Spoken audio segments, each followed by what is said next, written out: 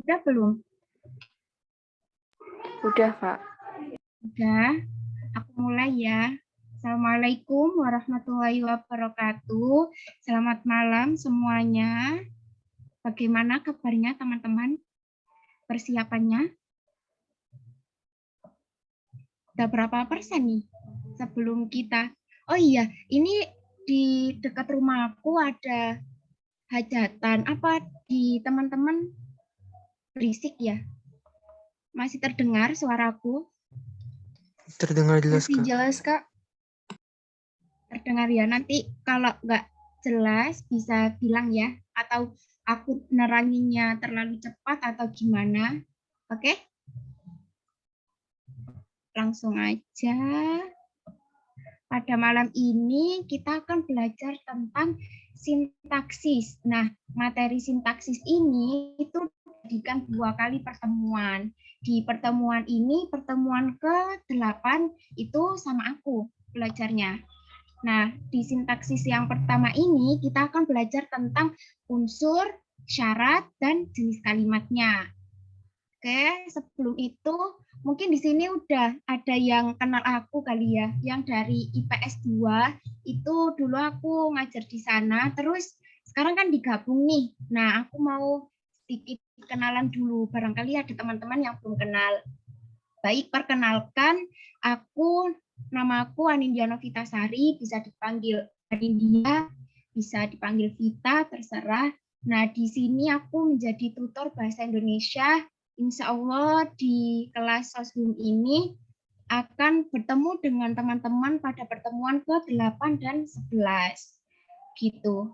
Nah, aku saat ini mau semester 2 di Universitas Negeri Surabaya dengan prodi S1 Pendidikan Bahasa dan Sastra Indonesia.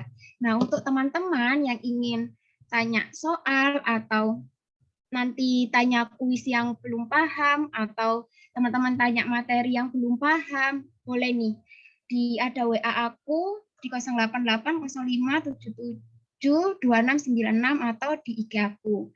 Bebas teman-teman mau nanya apa aja boleh. Baik, selanjutnya menuju ke sasaran pembelajaran pada malam hari ini. Nah, sasaran pembelajaran pada malam ini itu yang pertama kita akan belajar yang dasar dulu, yaitu tentang sintaksis, yang mana kita akan belajar tentang definisinya, terus fungsi, terus ada kategori, dan peran. Setelah itu kita menuju ke frasa. Nah, frasa ini yang kita pelajari adalah ada definisi dan jenisnya. Kemudian yang ketiga, yaitu klausa. Kita akan belajar tentang definisi dan jenisnya juga. Dan yang terakhir, yaitu tentang kalimat. Nah, di kalimat ini agak banyak ya. Di kalimat ini itu kita akan belajar tentang definisi, kemudian jenis-jenis kalimat, kemudian ada unsur, dan kalimat yang efektif atau tidak, gitu teman-teman. Nah, aku lanjut aja kali ya. Yang pertama yaitu tentang sintaksis. Nah, apa itu sintaksis? Mungkin teman-teman agak asing gitu ya. Sintaksis itu apa sih gitu? Nah, sintaks itu adalah cabang dari ilmu bahasa atau cabang linguistik yang membahas tentang struktur internal dari kalimat itu sendiri. Nah, struktur internal kalimat apa yang akan dibahas? Nah, struktur internal kalimat yang akan dibahas yaitu ada frasa, klausa, dan kalimat yang akan kita bahas satu persatu nantinya. Sampai sini aman teman-teman? Aman, Kak. Aman? Ya. Nah, setelah itu yang kedua kita akan ini fungsi. Nah, fungsi itu kan dibagi menjadi 3, ada subjek dan predikat, kemudian yang kedua ada objek dan pelengkap, dan yang terakhir ada keterangan. Nah, ini aku ada contoh-contoh kalimat nih. Misalnya yang pertama ada kalimat mahasiswa sedang belajar. Menurut teman-teman subjek dan predikatnya yang mana ya? Subjek dulu deh. Mahasiswa. Iya, betul mahasiswa. Kemudian predikatnya berarti Belajar. predikatnya ada yang lain?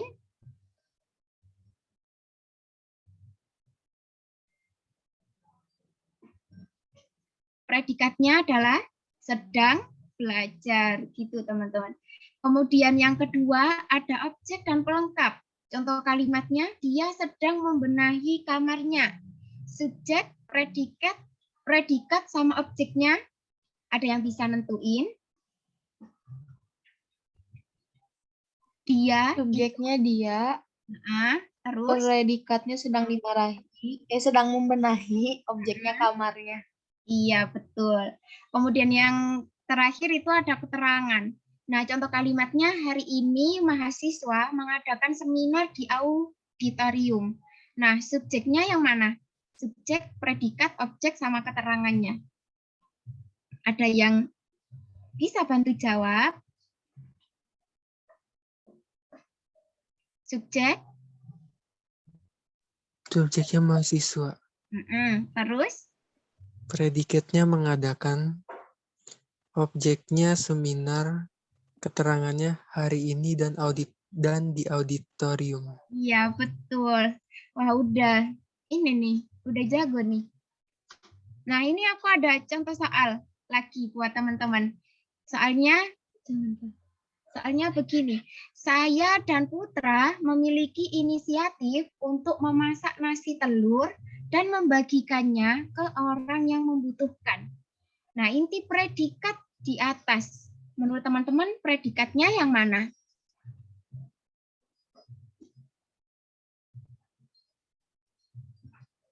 Ada yang bisa bantu jawab?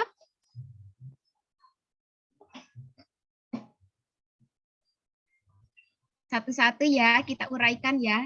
Saya dan Putra. Itu subjek. Kemudian, berarti predikatnya memiliki predikatnya. Kemudian objeknya inisiatif. Kemudian keterangannya itu ini. Untuk memasak nasi telur dan membagikannya ke orang yang membutuhkan. Itu keterangan. Nah, keterangan di sini keterangan apa? Keterangan tujuan. Gitu, teman-teman. Sampai sini aman? Aman, Kak. Aman, Kak. Iya. Yang izin, ya nggak apa-apa ya. Oke, lanjut. Bentar. Nah, kemudian ada kategori. Kategori di sini dibagi menjadi 4, yaitu verbal atau kata kerja, kemudian nomina atau kata benda, kemudian ada adjektiva atau kata sifat, dan adverbial atau kata keterangan. Nah, kemudian selanjutnya kita ke peran. Suatu kata dalam konteks kalimat memiliki peran semantik tertentu. Nah, peran tersebut itu mencakup makna semantis, yakni ada aktif, pasif, statif, posesif, pelaku, penerima, dan lain-lain.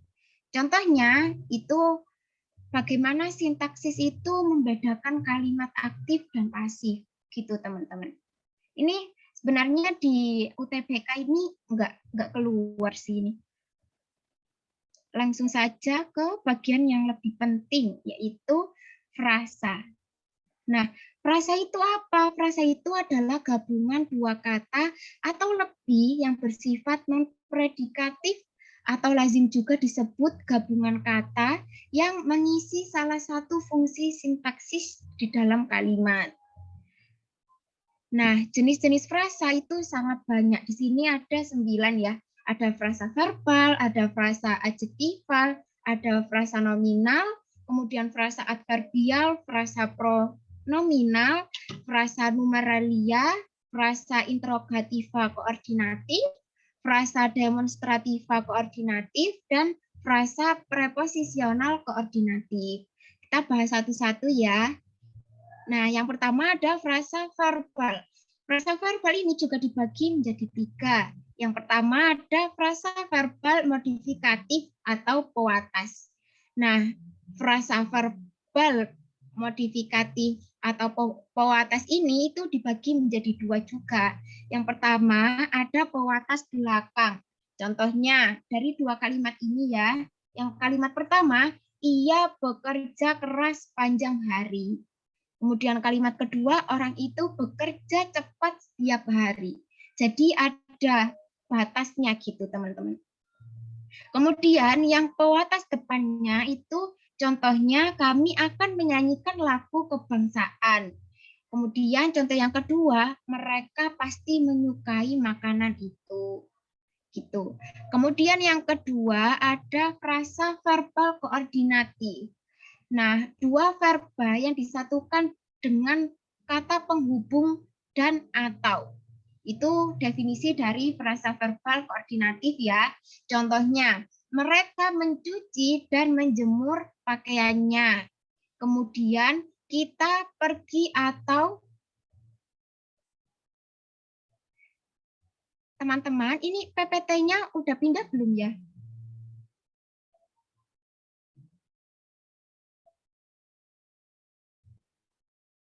Halo, teman-teman. Di kalian tampilannya apa ya? Masih frasa, Pak. Frasa verbal. Benar? Benar, Kak. Iya, benar ya. Nanti kalau nge-lag bilang ya teman-teman, barangkali aku wifi-nya ini agak lemot gitu. Aku lanjutin ya. Frasa verbal koordinatif itu contohnya mereka mencuci dan menjemur pakaiannya.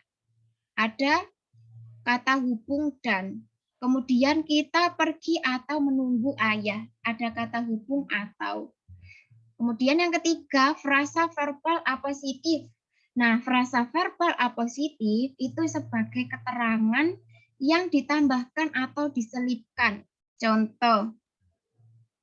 Oh ini, bentar ya teman-teman. Sepertinya ada typo. Aku cek dulu ya.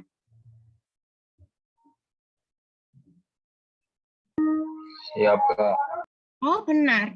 Aipaca, tempat tinggal saya, akan menjadi pusat pemerintahan Kota Padang. Menurut teman-teman, keterangan yang ditambahkan atau diselipkan itu yang mana?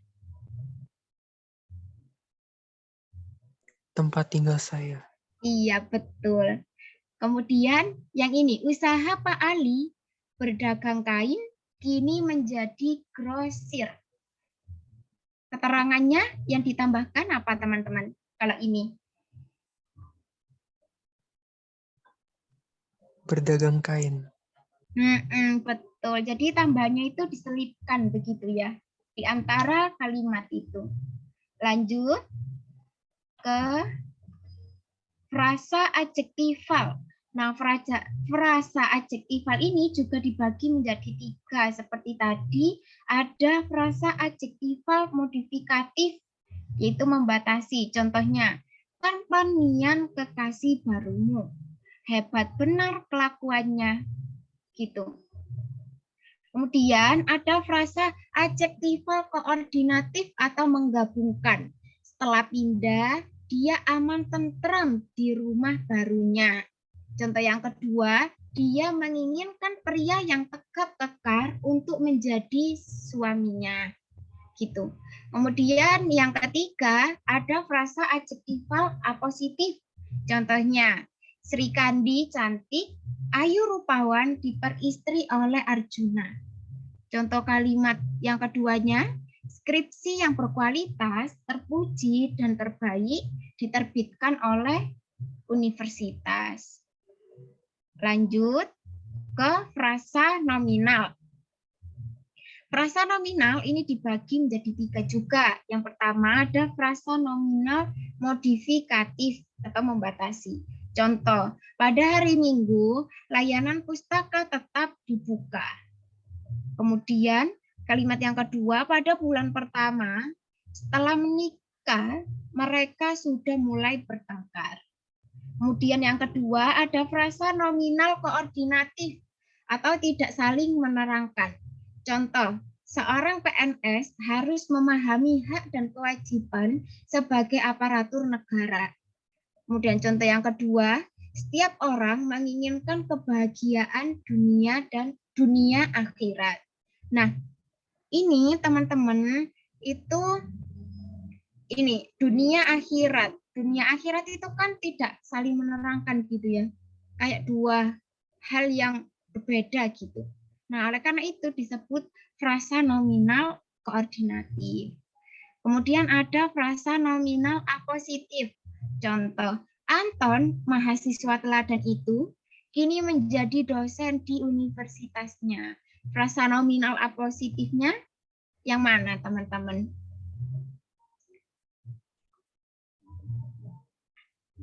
Mahasiswa teladan itu. Kemudian contoh yang kedua, burung cendrawasih. Burung langka dari irian itu sudah hampir punah. Berarti frasa nominal apositifnya yang mana? Mungkin burung langka Burung dari langka. Iya, burung langka. Betul. Lanjut ya. Ini kita materinya malam ini lumayan full nih, teman-teman. Ada yang ketiga, frasa adverbial. Frasa adverbial itu dibagi hanya menjadi dua. Ada frasa adverbial modifikatif dan frasa adverbial koordinatif. Contoh ya, frasa adverbial modifikatif itu gini kalimatnya. Dia kurang pandai bergaul di lingkungan tempat tinggalnya.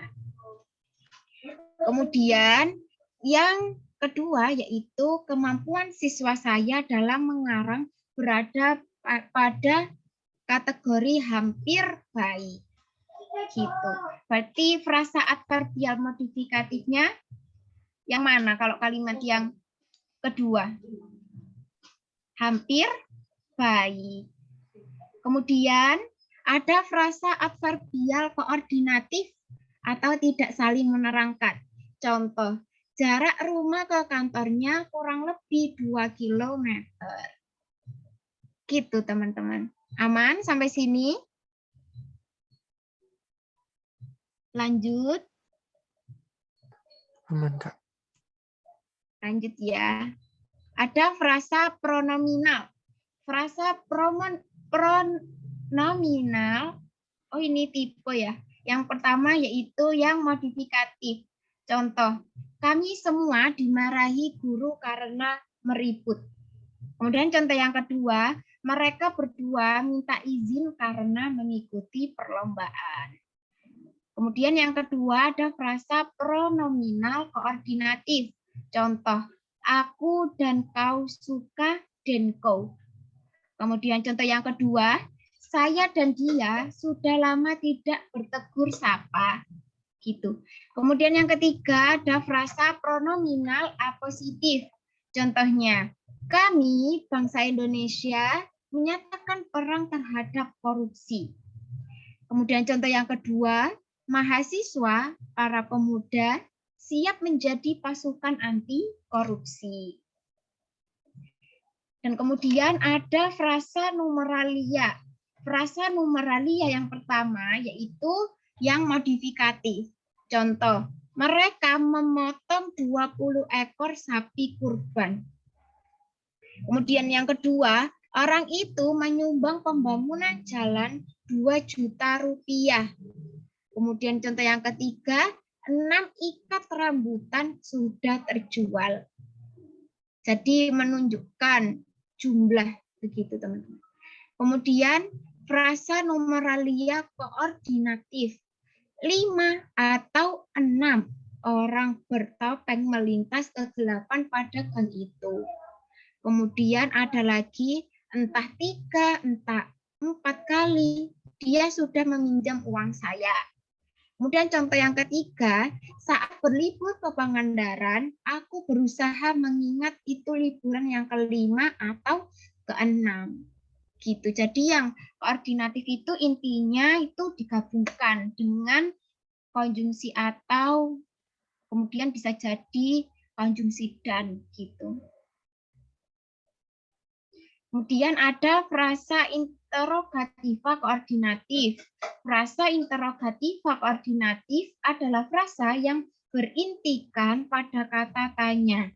Contohnya, jawaban apa atau siapa merupakan ciri subjek kalimat. Kemudian contoh yang kedua, jawaban mengapa atau bagaimana merupakan pertanda jawaban predikat. Kemudian ada frasa demonstrativa koordinatif. Frasa demonstrativa koordinatif itu adalah frasa yang dibentuk dengan dua kata yang tidak saling menerangkan. Contohnya, saya bekerja di sana atau di sini sama saja. Contoh yang kedua, saya memakai baju ini atau itu tidak masalah. Kemudian ada frasa preposisional koordinatif. Frasa preposisional koordinatif itu dibentuk dari kata depan dan tidak saling menerangkan. Contohnya, perjalanan kami dari dan ke Bandung memerlukan waktu 6 jam. Nah, ini ada kata depan kan ya, dari dan itu tidak saling menerangkan. Kemudian contohnya yang lain, operasi dari, oleh, dan untuk anggota. Jadi kata depannya itu tidak menerangkan gitu teman-teman. Sampai sini sebelum lanjut ke klausa, apa ada yang ingin ditanyakan? Atau lanjut aja nih? Aku lihat teman-teman udah jago. Lanjut teman-teman. Aku cek itu dulu ya chat. Di room chat. Oh, udah kembali. Lanjut teman-teman. Boleh, Kak. Lanjut ya. Kita ke klausa. Klausa itu adalah satuan gramatikal yang terdiri atas unsur subjek dan predikat. Tetapi penanda klausa predikat. Gampang ya ini klausa. Nah, jenis klausa itu ada 3. Yang pertama, klausa kalimat majemuk setara. Kemudian ada klausa kalimat majemuk bertingkat. Dan yang ketiga yaitu klausa gabungan kalimat majemuk setara dan kalimat majemuk bertingkat. Kita bahas satu-satu ya. Yang pertama, klausa kalimat majemuk setara. Dalam kalimat majemuk setara atau koordinatif, setiap klausa memiliki kedudukan yang sama. Kalimat majemuk koordinatif dibangun dengan 2 klausa atau lebih yang tidak saling menerangkan. Contohnya, Rima membaca kompas dan adiknya bermain catur. Jadi, di sini tuh terdiri dari 2 klausa atau lebih yang tidak saling menerangkan. Di sini kan membaca kompas, bermain catur. Gitu. Klausa pertama Rima membaca kompas. Kemudian klausa keduanya adiknya bermain catur. Jadi keduanya itu tidak saling menerangkan gitu teman-teman. Lanjut ke klausa kalimat majemuk bertingkat. Kalimat majemuk bertingkat itu dibangun dengan klausa yang berfungsi menerangkan klausa lainnya. Jadi kebalikan ya dari yang majemuk setara. Contohnya, orang itu pindah ke Jakarta setelah suaminya bekerja di Bank Indonesia. Nah, klausa orang itu pindah ke Jakarta itu sebagai klausa utama atau I'm mad. Of course no. Gue gak bisa marah sama. Kemudian klausa yang kedua itu suaminya bekerja di Bank Indonesia, merupakan klausa sematan atau anak kalimat yang biasanya kita sebutnya. Nah, yang ketiga itu ada klausa gabungan kalimat majemuk setara dan majemuk bertingkat.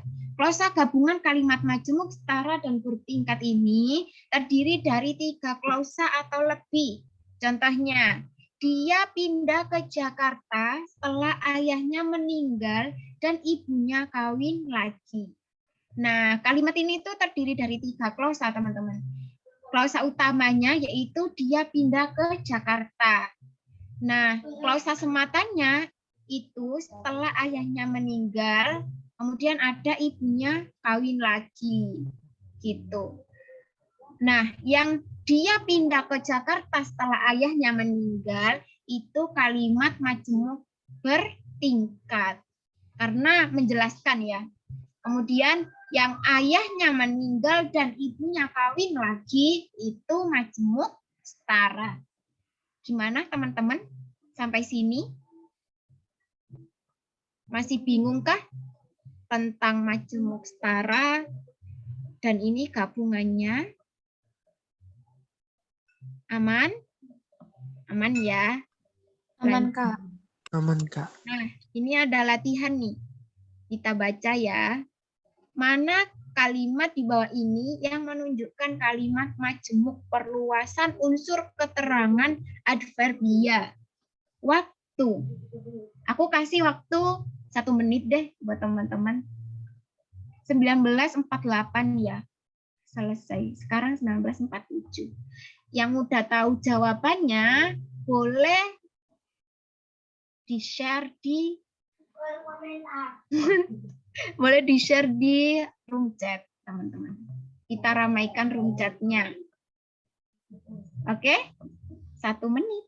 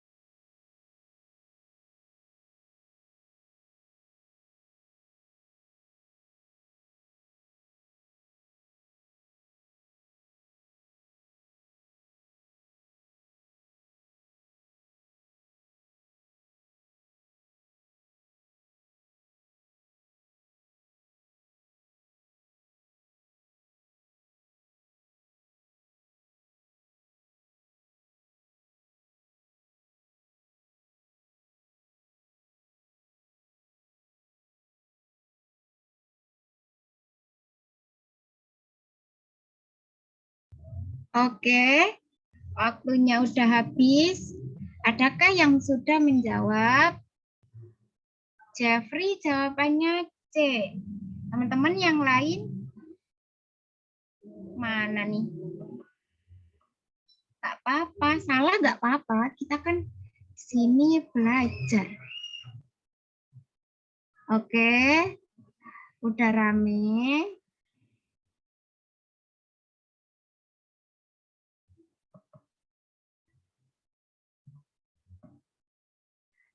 Nah, untuk menghemat waktu, langsung aja ya. Jawaban yang benar adalah yang mana nih? Tim A.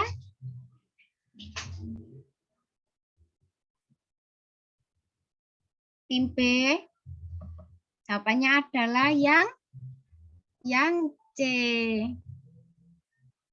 Kenapa bisa C? Ada yang bisa menjelaskan? Ada kata sejaknya ya, Kak. Iya, betul. Sejak itu menerangkan tentang menunjukkan waktu ya, sejak. Yang A kita bahas dari A ya. Yang A itu kenapa salah? Karena A itu kalimat majemuk campuran. Kemudian yang B itu perluasan yang menunjukkan perluasan tempat. Hujan di rumah saya. Perluasan tempat karena ini ada di mana gitu. Yang D itu bertingkat konsesif dan yang E adalah hubungan tujuan. Kenapa tujuan? Karena ini agar gitu. Lanjut ke ini latihan pemahaman yang kedua. Manakah kalimat di bawah ini yang termasuk kalimat majemuk bertingkat perluasan objek? Langsung aja nih, teman-teman yang tahu jawabannya, langsung tulis jawaban di room chat. Ingat ya, perluasan objek.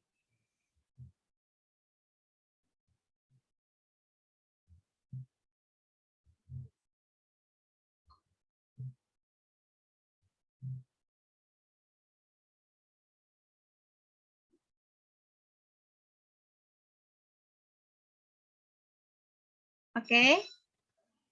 Belumkah? Atau langsung dibahas?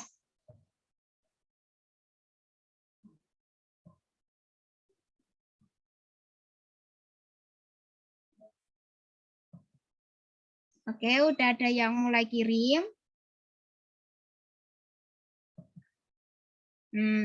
Jawabannya adalah benar. Ini ada yang bentar.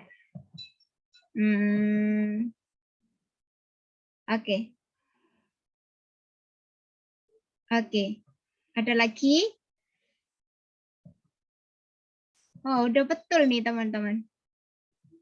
Jawabannya adalah yang A. Kenapa itu jawab A? Boleh dong? Share. Siapa ini? Nurma.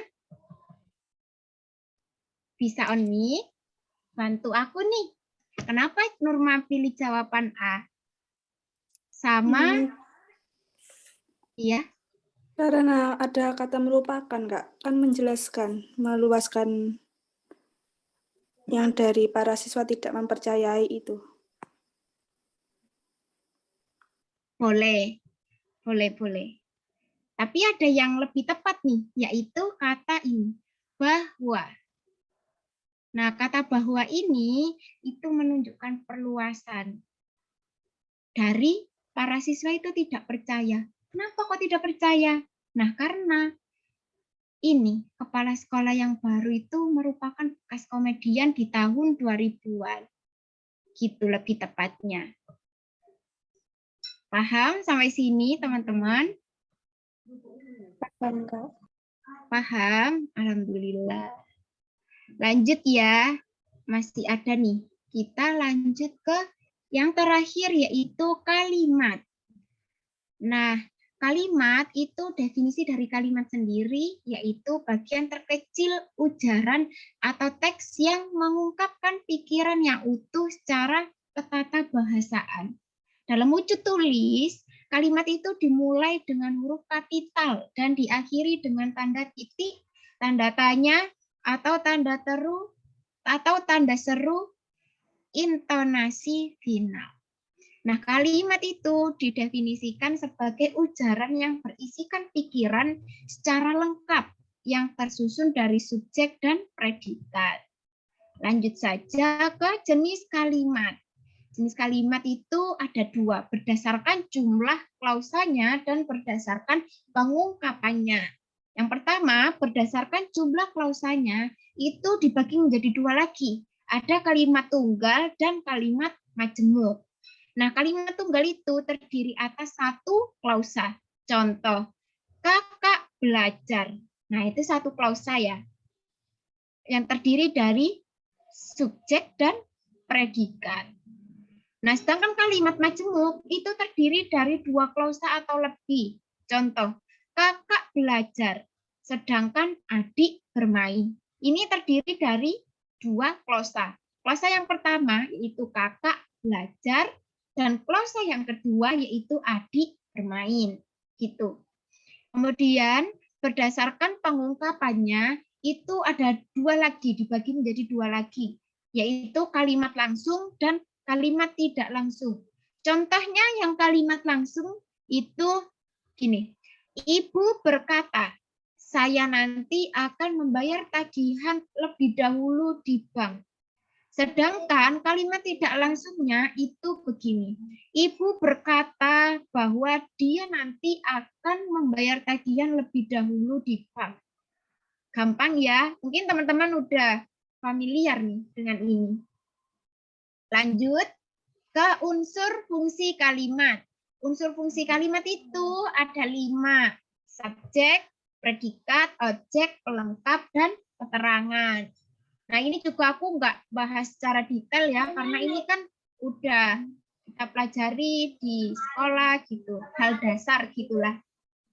Apa suaraku masih terdengar dengan jelas? Jelas, Kak. Jelas, Kak. Karena di sini hujan. Lanjut ke yang terakhir, kalimat efektif. Kalimat efektif itu adalah kalimat yang dapat mengungkapkan gagasan penuturnya atau penulisnya secara tepat dan dapat dipahami secara tepat pula oleh pendengar atau pembacanya. Nah, syarat-syarat menyusun kalimat efektif itu ada 4. Yang pertama yaitu kejelasan gagasan kalimatnya. Jadi gagasan kalimatnya itu harus ditentukan terlebih dahulu, harus jelas gitu. Yang akan dibahas itu apa. Gitu. Kemudian ada kepaduan unsur kalimat, itu juga harus diperhatikan. Menjadi syarat untuk menyusun kalimat efektif. Kemudian yang ketiga, kecermatan pembentukannya. Dan yang terakhir yaitu kevariasian penyusunannya. Gitu. Nah, aku ada soal lagi nih buat teman-teman, buat latihan. Manakah kalimat yang tidak efektif?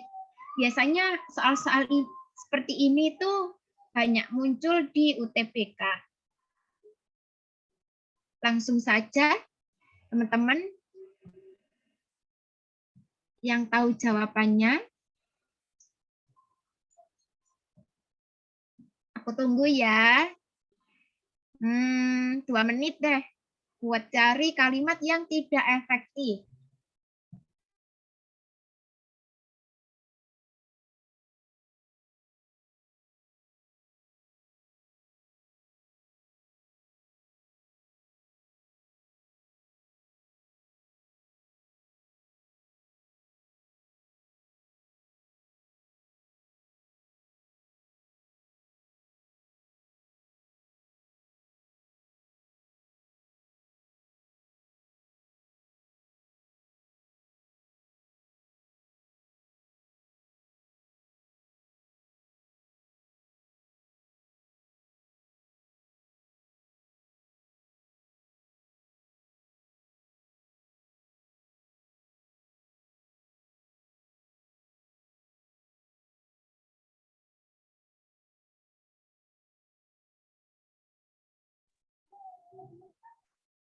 Oke, yang baru kirim 1 nih.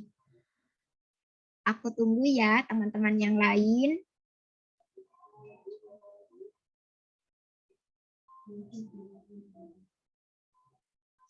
Oke, udah mulai bertambah. Bingung? Kenapa bingung?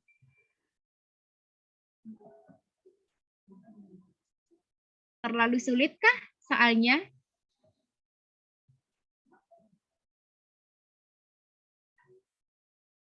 Oke, yang lain? Oh, bingung bedainnya.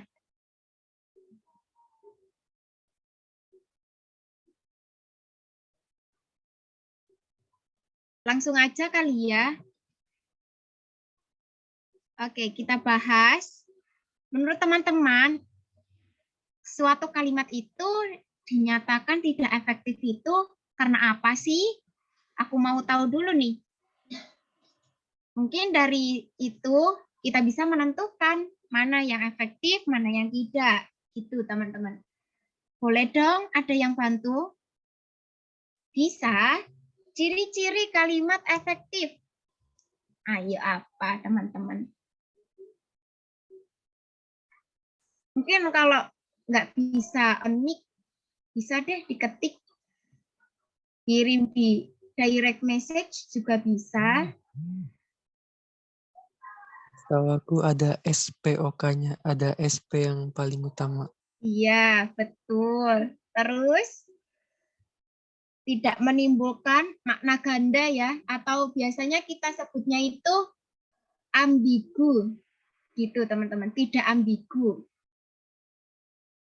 Terus bisa diterima oleh logika. Gitu teman-teman.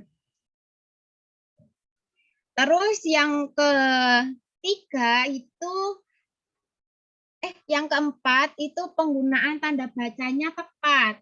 Dikatakan sebagai kalimat yang efektif itu ketika tanda bacanya itu tepat, teman-teman. Sebentar ya.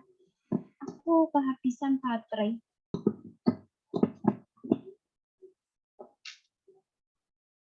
Oke. Kemudian unsur-unsurnya setara. Bisa menangkap? Berarti yang tidak aktif, yang jawaban B. Kenapa kok bisa B? Ada nggak ya yang jawab B? Oh, ada nih yang jawab B. Oke. Mungkin aku mau dengar suaranya Priti. Kenapa Priti bisa jawab B? Menurut Priti deh, kenapa jawab B? Di pilihan B ada kata menemukan. Menemukan itu seharusnya diganti sama kata ditemukan gitu, Kak. Iya, betul. Betul ya. Jadi menemukan itu harus diganti dengan ditemukan. Karena kalau kita pakai menemukan itu apa ya? Kayak kurang pas gitu. Kurang tepat. Yang tepat adalah ditemukan. Pintar, udah bener nih. Lanjut ya. Bentar, apa ada soal lagi? Oh, ini ada hadiah buat teman-teman. Mau tahu hadiahnya? Mungkin yang IPS 2 udah sering kali ya dapat hadiah dari aku. Hadiahnya itu ada 2, teman-teman. Yang pertama yaitu kita mengerjakan kuis. Kemudian dilanjut dengan evaluasi dari pelajaran atau dari belajar kita hari ini. Gitu. Aku izin stop share dulu ya. Aku salinkan tautannya. Sebentar. Ini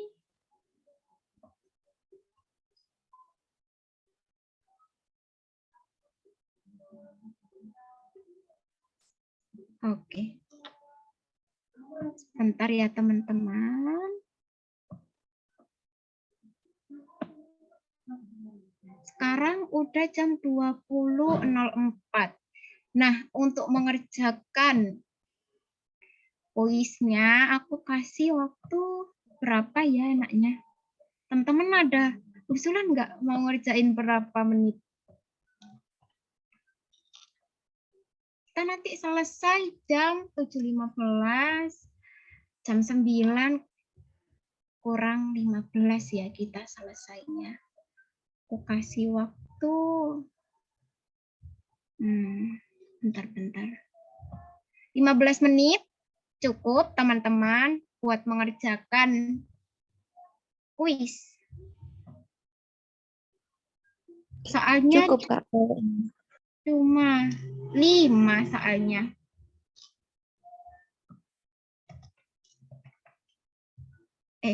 Bentar. Biar nggak salah, aku kasih ini dulu.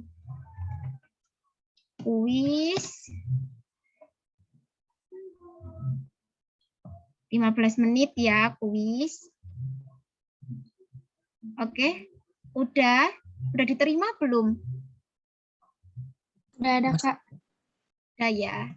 Kemudian jangan lupa teman-teman juga mengisi ini. Tautan evaluasi. Tujuannya apa? Tujuannya biar di pembelajaran kedepannya itu semakin lebih baik dari hari ini. Mungkin hari ini kan kita itu ya banyak kurangnya, terutama aku dalam menyampaikannya mungkin ada gangguan ini itu. Bisa disampaikan teman-teman kritik, saran, atau teman-teman ada masukan pengen pembelajarannya seperti apa gitu. Boleh deh disampaikan. Waktunya 15 menit. Sekarang di aku pukul 20.06. 15 menit lagi berarti 20.21 ya teman-teman. Setelah mengerjakan, ada sesi pembahasan dari kuis. Jadi teman-teman setelah mengerjakan, aku mohon jangan keluar dulu ya, karena bentar kok bahas kuisnya. Oke? Bisa dipahami teman-teman? Bisa, Kak. Bisa. Oke, aku izin. Itu dulu ya. 15 menit dari sekarang.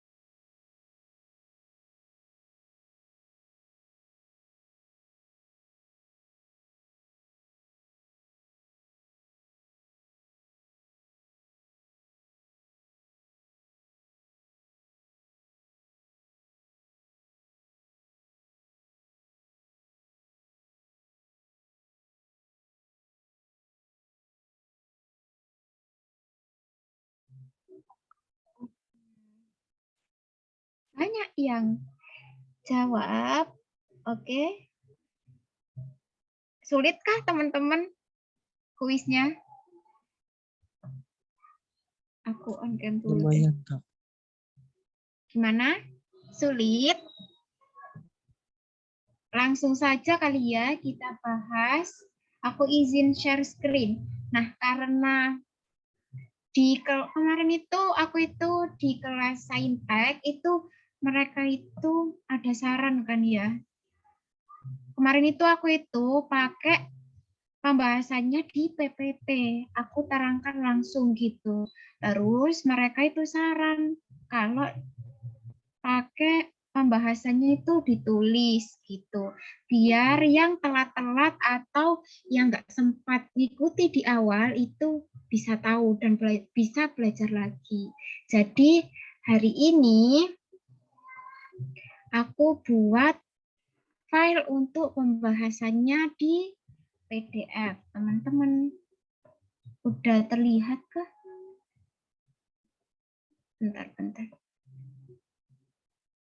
Udah terlihat belum PDF-nya? Udah, Kak. Udah. Masih loading, Kak. Maaf, putus-putus. Bentar. Masih loading, Kak. Oh, masih loading ya? Sepertinya aku sinyalnya agak susah. Mana ya tadi? Ini. Udah? Apa masih loading? Di saya sudah, Kak. Udah ya? Udah, Kak, udah. Oke, aku besarin deh.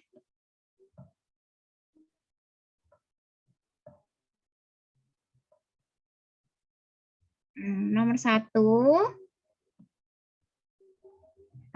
itu jawabannya C. Kenapa C? Karena ini ya pembahasannya. Karena jika dipenggal kalimat yang di soal, menurut mereka susah mencarinya. Jika dipenggal itu menjadi ini. Menurut mereka, kemudian susah dan mencarinya gitu.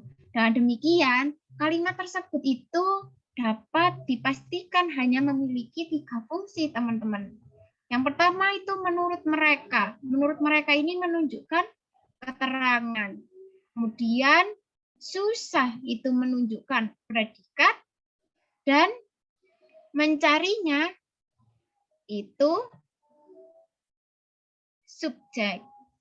Nah, kalimat invensi tersebut, predikat subjek itu bisa dikembalikan ke bentuk normal, subjek predikat, menjadi menurut mereka mencarinya susah. Jadi dibalik gitu, teman-teman.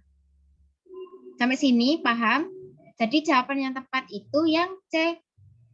Keterangan, predikat, subjek. Aman? Nomor 1,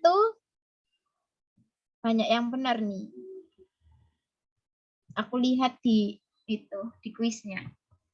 Aman berarti ya. Nomor 2.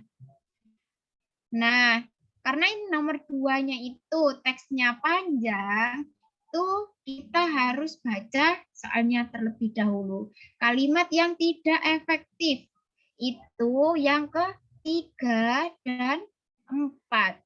Kenapa 3 dan 4? Ini penjelasannya. Kalimat yang ketiga itu ini kan mempunyai pengaruh sampai ke negara-negara asing seperti Thailand, Kamboja, India, Filipina, dan Cina. Nah, kalimat tersebut itu tidak memiliki subjek, teman-teman. Oleh karena itu, agar kalimatnya bisa menjadi efektif, maka harus ditambahkan subjek. Subjeknya itu apa? Ini, Majapahit. Karena di sini kan kita bahasnya itu tentang Majapahit kan ya, kalimat yang ini, teks ini. Nah ini, Majapahit berhasil menguasai dan mempersatukan Nusantara. Nah yang kalimat 3-nya ini nggak ada subjeknya. Tadi syaratnya itu harus ada subjek dan predikat. Gitu. Kemudian yang kalimat keempat itu tidak efektif karena pemborosan kata. Ini pemborosan kata ini disebabkan karena begitu. Nah, itu kenapa kok pemborosan? Karena konjungsi ini. Nah, dikarenakan dan konjungsi karena itu memiliki arti atau makna yang sama, yaitu sebab. Jadi kalau di sini ada disebabkan, kemudian ada lagi karena, itu kan pemborosan kan ya, ada dua kata yang artinya itu atau maknanya itu sama, yaitu sebab. Nah, oleh karena itu agar kalimat ini menjadi efektif, maka yang karena, bentar aku ateskan dulu, yang karena ini harus dihilangkan. Gitu. Menjadi kejayaan ini disebabkan kemampuan membaca potensi yang dimiliki. Atau bisa jadi kekayaan ini dikarenakan kemampuan membaca potensi yang dimiliki. Gitu, teman-teman. Aku lihat di sini juga banyak yang betul. Jadi jawabannya adalah yang A. Apalagi nih, nomor 3 itu gampang sekali ya, nomor 3. Udara yang kotor karena debu ataupun asap sisa pembakaran menyebabkan kadar oksigen berkurang sehingga sangat membahayakan kelangsungan hidup setiap organisme. Kalimat tersebut merupakan perluasan dari kalimat dasar B jawabannya. Udara kotor menyebabkan oksigen berkurang. Nah, untuk ini pembahasannya itu, inti kalimat itu dapat diketahui dari unsur pembentukan kalimatnya. Apakah kalimat tersebut terbentuk dari intransitif yang terdiri dari subjek atau dan predikat, ataukah transitif, subjek, predikat, objek. Nah, kalimat tersebut, kalimat yang di atas ini, di soal yang nomor 3, itu termasuk dalam majemuk bertingkat, teman-teman. Kenapa? Karena ada inti kalimat dan anak kalimatnya. Inti kalimatnya yang mana? Yang ini ya. Udara yang kotor karena debu ataupun asap sisa pembakaran menyebabkan kadar oksigen berkurang. Nah, inti kalimat tersebut itu merupakan transitif. Nah, dari induk kalimat tersebut dapat diketahui inti subjeknya. Inti subjeknya itu apa? Udara. Kemudian inti predikatnya tadi apa? Menyebabkan. Inti objeknya apa? Oksigen berkurang. Gitu. Nah, dengan demikian dari yang ini tadi, yang subjek, predikat, objek, itu kita dapat menentukan bahwa pilihan yang paling tepat yaitu yang B, udara kotor menyebabkan oksigen berkurang. Gampang ya. Nomor 3 ini banyak yang betul.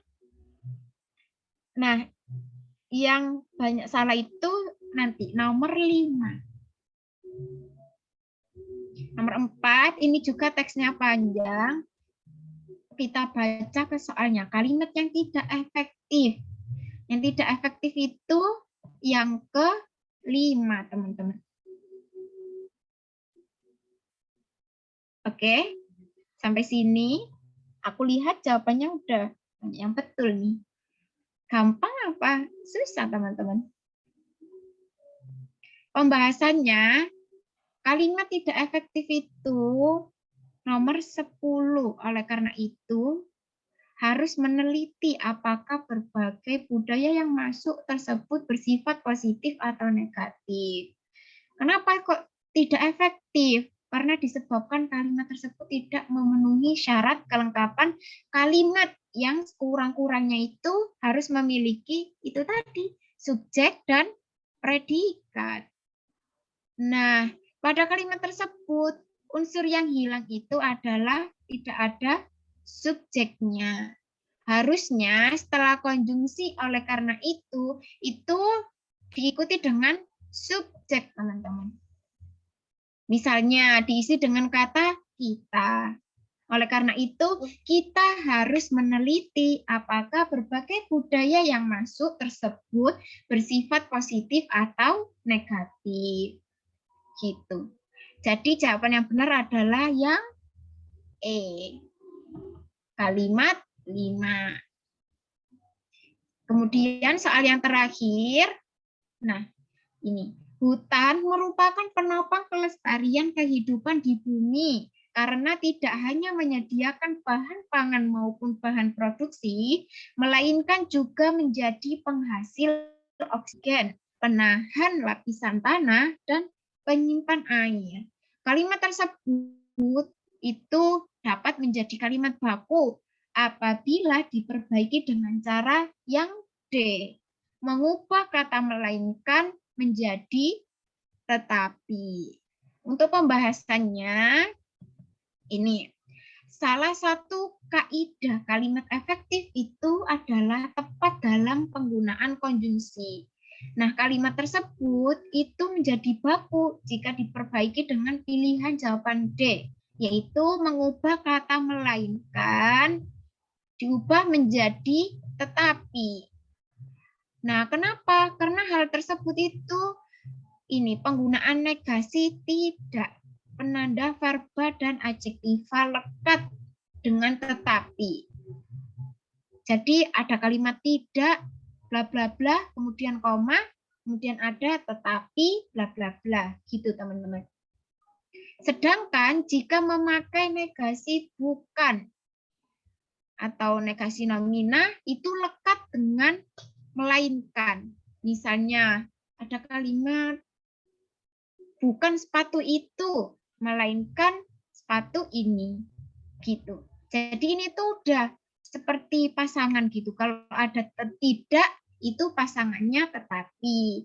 Kalau bukan itu pasangannya melainkan. Ini contohnya di ini. Ini. Kan ini kan ada tidak hanya, gitu ya teman-teman, tidak. Berarti pasangannya kalau tidak itu tadi tetapi. Nah sedangkan di sini itu melainkan. Berarti kurang tepat ya yang melainkan. Berarti jawabannya melainkan diganti dengan tetapi. Sampai sini, adakah yang masih bingung dengan kuisnya teman-teman? Boleh nih, barangkali ada yang mau tanya tentang kuis, atau ada yang ingin menyangga, teman-teman. Harusnya ini Kak, gitu. Adakah?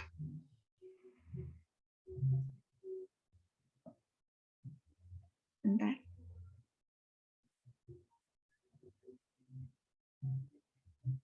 Halo teman-teman, aman sampai sini?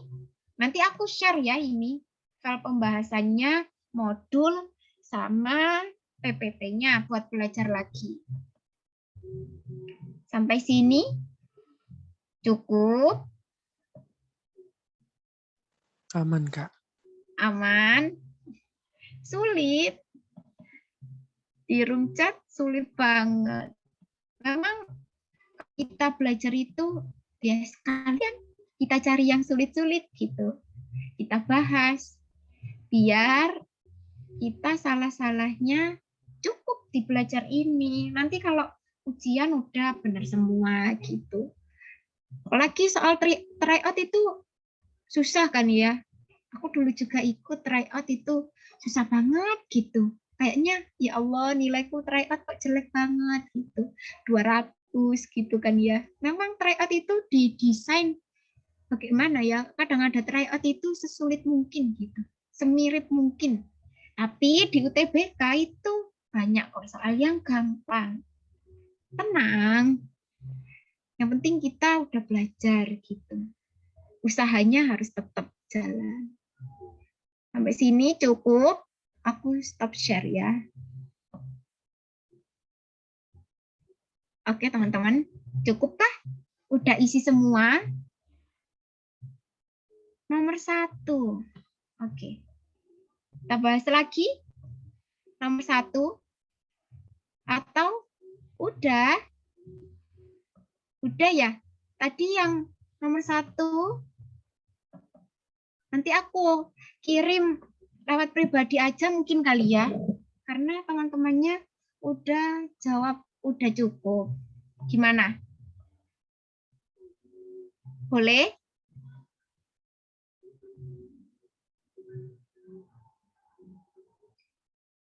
Mau bahas lagi apa? Cukup nih.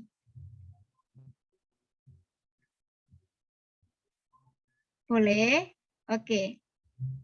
Kita share screen lagi ya, nomor 1. Oh, udah isi eval maksudnya. Kukira udah cukup.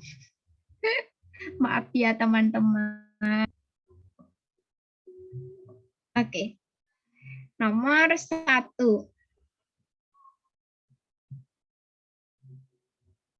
Nah. Oke, sembari aku buka modul ya. Barangkali aku neranginnya itu kurang tepat gitu. Oke, jadi gini, nomor 1 pelan-pelan ya. Nomor 1 itu kan kalimatnya itu ini. Menurut mereka susah mencarinya. Nah, ini kan bisa dipenggal kan teman-teman? Dipenggal apa ya? Pengucapannya gitulah. Pemenggalan kalimatnya itu menjadi seperti ini. Menurut mereka, kemudian susah mencarinya.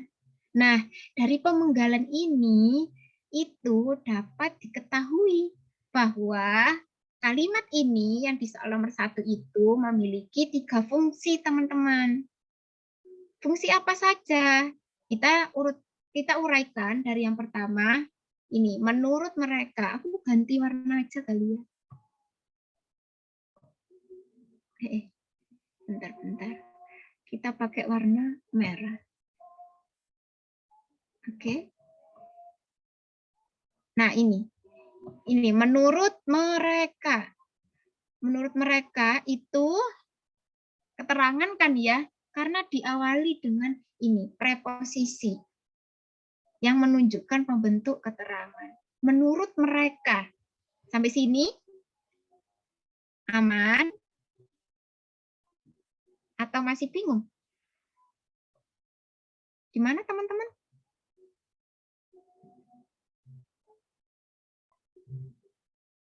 Bentar, aku lihat room chat juga ya. Aman ya? Aman. Sampai menurut mereka itu menunjukkan keterangan, begitu ya teman-teman. Kemudian susah. Nah, pemenggalan yang kedua yaitu ada kata susah. Kata susah ini menunjukkan predikat. Kenapa kok predikat? Karena ini kan susah itu adjektiva kan ya. Sampai sini aman? Aman, Kak. Aman. Oke. Kemudian mencarinya. Bentar. Bentar ya teman-teman. Kok ini kursornya? Bentar, aku pindahin ke sini.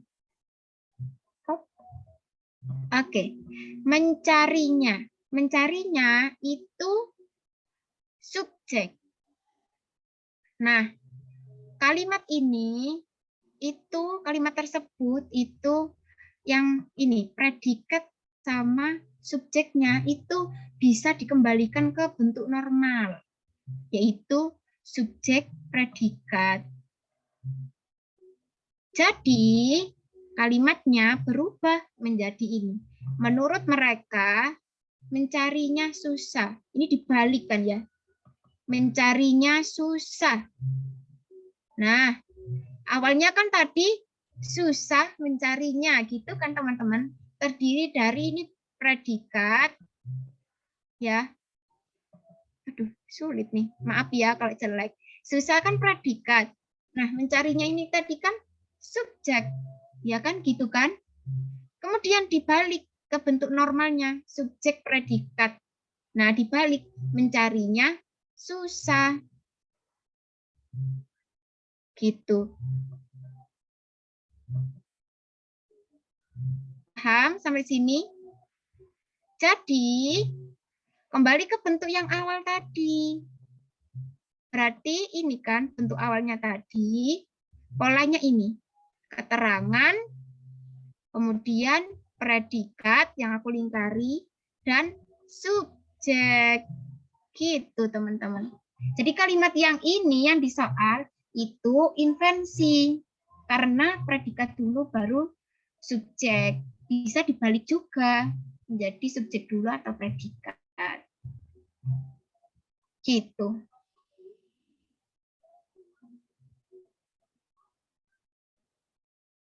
Oke.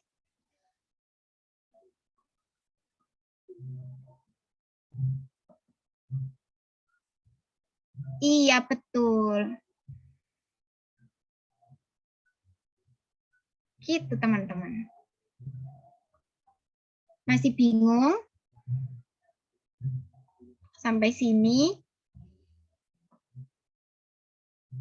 Gimana? Aman? Bentar.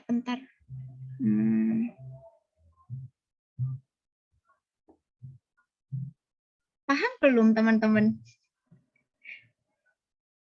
Aku jelasinnya bingung ya, teman-teman? Atau gimana?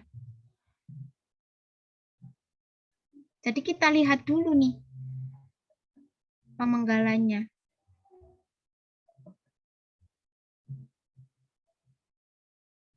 Paham, teman-teman, sampai sini? Atau masih bingung? Aman Kak kayaknya. Aman? Atau mungkin nanti aku kasih itu aja kali ya, referensi soal gitu. Di file tambahan, buat latihan belajar di rumah. Gimana? Nggak usah dikumpulin deh, nggak apa-apa. Buat belajar aja, yang pola-pola kalimat. Boleh Kak. Boleh? Nanti aku tambahin ya. Buat referensi belajar. Karena ini tuh sebenarnya banyak kan ya tipe-tipe soalnya gitu. Jadi harus sering latihan. Kuncinya itu sih. Harus sering latihan jadi terbiasa. Oke, sampai sini ada yang mau ditanyain lagi selain nomor 1?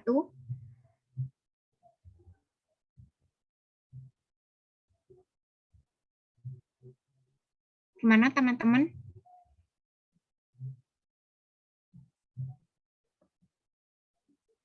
Udah paham yang lainnya?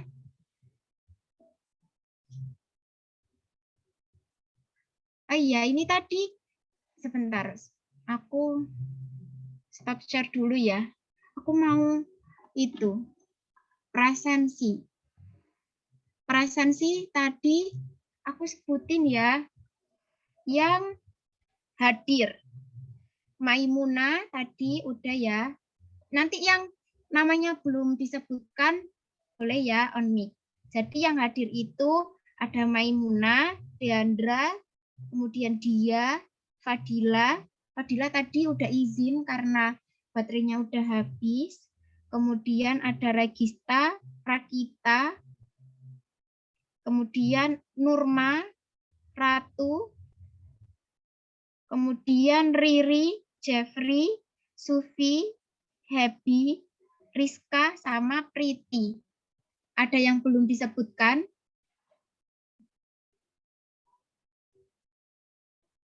Aman ya? Ada berapa ini? 1, 2, 3, 4, 5, 14. Dikurangi Fadila tadi udah izin. Iya. Berarti apa kita akhiri aja ini? Udah selesai kan ya? Cukup sampai sini? Cukup Kak.